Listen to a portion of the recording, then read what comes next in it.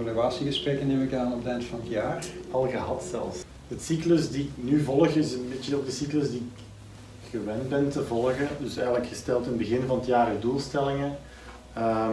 Er is ergens een officieel mid-year moment waar dat je formeel die doelstellingen gezamenlijk bekijkt. En er is een end-year moment waar dat je ook formeel een evaluatie maakt en laat maken. En tussentijds heb je uiteraard one-to-ones om eventueel ook op te volgen. En dat is een beetje de cycle die ik wel altijd probeer te hanteren, om toch wel een aantal formele momenten ook in te plannen.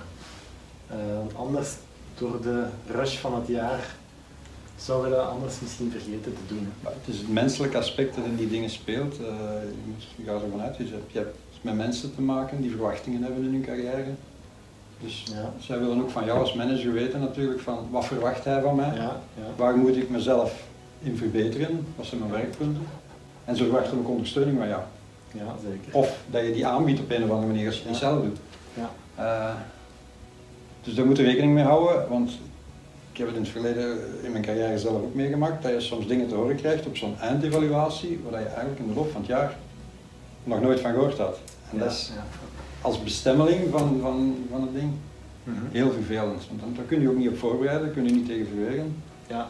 En dan moet je maar neerleggen bij de quotering die je krijgt. Dat is nooit leuk. Ja. Ik zie het sowieso niet als een quotering, maar ik probeer ook eerst meestal altijd een zelfevaluatie te laten maken. Dan doe ik een bevraging bij relevante anderen, noem ik het dan. Dus bij andere mensen waarmee die persoon heeft samengewerkt. Daar doe ik mijn evaluatie op en die 3 combineer ik eigenlijk. Wauw. Dus het is nooit enkel mijn evaluatie. Ik denk dat dat een heel goede manier is die niet veel toegepast wordt, dus dat is knap. Ja. Het is ook niet zo makkelijk, maar die zelfevaluatie dat begint meer en meer door te dringen. Ja. En een van de trends die ik ook nog meegemaakt heb, is dat mensen eigenlijk, om die zelfevaluatie tot stand te brengen, dat ze eigenlijk zelf gaan bevragen bij de mensen waar dat zij mee samengewerkt hebben in de loop van het jaar, om hun mening te geven over die samenwerking. Dus dat kan helpen. Ja. Ik heb dat zelf ook een paar keer gedaan met heel verrassende resultaten soms. Meestal positief, want mensen zeggen niet altijd. Maar er komen ook leerrijke dingen uit. Geef je dan de opdracht van, bevraag ook anderen? In mijn geval, ik heb dat zelf dat initiatief genomen, als degene die beoordeeld werd zelfs. Oké, dat heb ik nog nooit gezien. Ja, maar dat is ook ondertussen al een jaar of 4, 5 geleden. Ja. Omdat ik dat gezien had in een ander bedrijf en er al van gehoord had, iemand die mij bevraagd had van kijk, kan je mij input geven over hoe je onze samenwerking ervaren hebt? Want ik heb dat nodig voor mijn evaluatie. Ik dacht van tja, dat kan ik ook gebruiken. Ja. Dus ik heb daarop geanticipeerd voor mijn evaluatie, van kijk, ik ga dat ook zo aanpakken. Het is wel efficiënt natuurlijk nog, hè, want ik doe een zelfevaluatie, ik laat ze een zelfevaluatie doen om mij een deel tijd te besparen, eigenlijk, in die end. Ja. Plus ik vind het ook heel goed dat ze zelf nadenken. Als je dan nog bijkomend de opdracht zou geven en check met anderen. Ja, maar je kan dat suggereren, je moet het daarom niet verplicht maken. Dan gaat iemand anders negatieve input rechtstreeks durven geven en gaat die meenemen. Vandaar dat je moet vermijden dat dat negatief-positief wordt. Ja. Dat kan gewoon een vorm zijn van wat was goed, wat was leuk, en wat is eventueel voor verbetering vatbaar. Dat hoeft niet echt negatief te zijn. Ja. Er zijn bedrijven waar dat er een soort gausscurve gehanteerd wordt in de globale evaluatie. Hoe ga je daarmee om? Heb je daar ervaring mee? Je kunt onmogelijk iedereen een bij wijze van spreken een A-score geven. Ja. Dat gaat niet. Maar je kunt moeilijk ook gaan zeggen van we moeten er nog 2 een B-score, een C-score geven, want anders klopt onze gauss niet. Ja, dat is belachelijk natuurlijk. Vooral in kleine teams is dat een probleem. Hè? We willen zeggen, je hebt 4 man, je geeft er 2 een C als gemiddelde. Je wil degene een A geven, met andere woorden, die 4e in FP die krijgt een D. Hè? Ja, maar ik moet wel zeggen dat de neiging is wel, managers hebben wel een beetje de neiging om toch te vermijden een B of een C-score te geven, als dat degradatie is. Hè. Dus mensen, ik zie dat toch wel vaak, dat ze A-score geven of A+, echt uitzonderlijk is. Maar daaronder is toch, dat is een beetje problemen opzoeken eigenlijk, want je weet, dat gaat een moeilijk gesprek zijn, ik ga daar meer moeten voorbereiden. Ik heb het zeker al gedaan, maar als je er snel vanaf wilt zijn als manager, dan is het makkelijk. Je geeft gewoon voldoende en dan is er weinig discussie, makkelijk gesprek, maar dat is ja. Ja, en dan komt het Dat is terug op niet het de bedoeling. orgaan. Je bent met mensen bezig die verwachtingen hebben. Ze vinden dikwijls van zichzelf dat ze hun job fantastisch goed gedaan hebben. Ja. En de verwachting ligt dus ook meestal wat hoger dan die C of misschien Ja, al een B. ja, ja. En hoe ga je daarmee om? Ja, ik probeer eerlijk te zijn. Ja. Omdat- Dus als iemand een A verdient, Ja, dan zal ik er ook voor vechten om Ja. het te geven, ook al omwille van whatever Gauss-curve het is. Nee, ik ben een grote voorstander persoonlijk van echt iemand die goed is te belonen en iemand die toevallig niet die doelstellingen heeft gehaald, om welke reden dan ook, ja, om die daar ook wel, ja, om dat wel duidelijk te maken en te gaan proberen ondersteunen daarin. voilà, ik denk dat Ik wil ze dat niet allemaal op één hoop gooien. van groot belang is. En mogelijk zelfs, als jij hem niet zelf kan gaan helpen, van toch eens te kijken of er een mogelijkheid bestaat van om te koppelen aan iemand die wel beter gescoord heeft.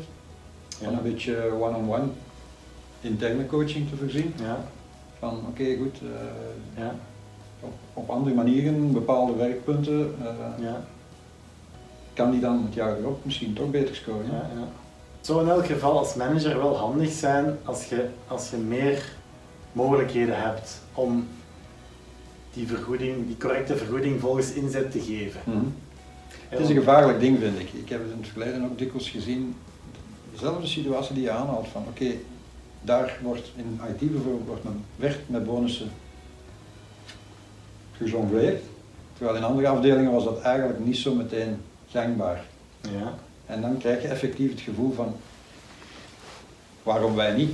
Mhm. Ja. Er zijn logische redenen voor, dat heeft ook dikwijls met budgetten te maken en de verklaringen die ik net aanhaalde. Dus ja, het kan helpen van dat open te trekken. Of iedereen, naarmate de pot die er is om te verdelen, iedereen gelijk deel te geven. Dat is ook niet altijd even eerlijk, want er zijn er altijd die harder gewerkt hebben, of Ja. moeten werken hebben. Soms is het noodzakelijk. Als je Ja. afhankelijk bent van een paar programmeurs om je ding op tijd af te hebben, Mhm.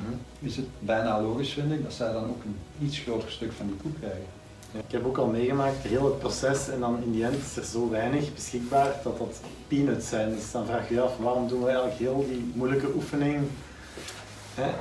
Met de Als er verwachtingen dat weinig iemand... met grote verwachtingen en teleurstellingen tot gevolg. Je komt in een bedrijf en er zijn procedures bepaald rond evalueren en je volgt die. Weinig geld dat je daar echt impact op hebt kunnen hebben of volledig omgegooid. Of de vrijheid gehad van oké, hier is een budget, kies maar volledig zelf hoe dat je het geeft. Meestal is dat als manager een gegeven, hè. Hoe dat de evaluaties lopen. Ja, maar je hebt dikwijls nog een manager boven jou die probeert, die terug op die gascurve komende, voor zijn departement dat dan groter is, Ja. daar een beetje zicht op te houden. En die gaat Ja, ook dat kneden snap ik. van, let wat op, want als jij die per se een A wil geven, Ja. dan moet er toch ergens... Ja. Maar ik bedoel, maar stel je hebt als manager het idee, ik wil een bonus bepalen voor het projectteam. Of ik wil in plaats van enkel salarisopslag ook leasebudgetverhoging kunnen geven. Of ik wil ruimer gaan in pakket. Ik heb daar nooit tijd in gestoken of moeite om eigenlijk dat... Is de moeite om daar dat pad te bewandelen? Gaat het een gevecht? Of ja, gevecht hangt van bedrijf af. Ik procedures denk het niet, want ik te denk dat je wijzigen. uiteindelijk de boel veel complexer gaat maken. Ja. Want uiteindelijk zijn dat contractgebonden dingen, dus als je die dingen wil gaan verhogen, Ja. don't go there, zou ik zeggen. Ja. Want je weet niet waar dat je eindigt. En dat managen van die verwachtingen is Ja. een onderdeel van je job eigenlijk als manager. Ja. En hetzelfde, dan moet je proberen aan te voelen in de loop van je gesprekken door het jaar. Wat verwacht mijn tegenpartij? Het is een lelijk woord in dit geval. Ja. Maar wat verwacht die man? Die vrouw? Ja. Ja, ik vind het persoonlijk het sterkste als je echt eigenaarschap kunt creëren bij je teamleden. Maar eigenlijk de enige manier om dat te doen is ofwel een variabele verloning ofwel met aandelen.